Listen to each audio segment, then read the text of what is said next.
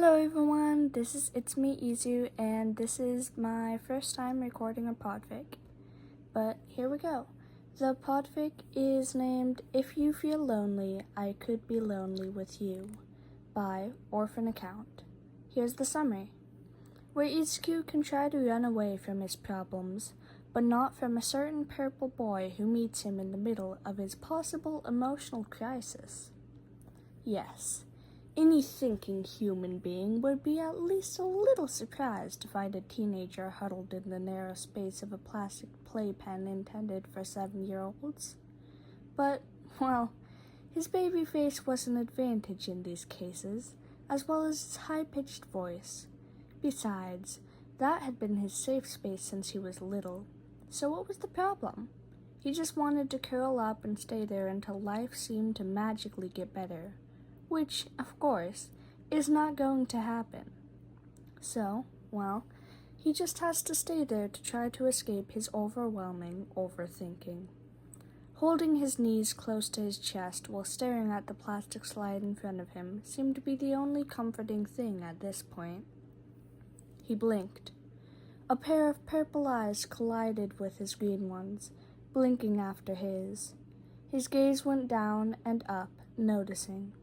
It was a boy with indigo hair and large dark circles under his eyes. He looked to be about Izuku's age, judging by his size and youthful features. He was dressed casually and his hair was unnaturally standing on end. He looked, in some ways, like a bristly cat. And, well, the stranger was trying to go up the slide. Not using stairs like a normal person. Excuse me, the boy said, raising an eyebrow at Izuku. You're taking my place. Sorry? He answered, frowning at the stranger. I didn't know this corner had an owner.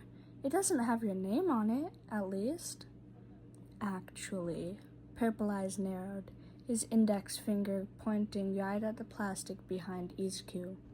Yes, it does have my name on it. Well, what a coincidence!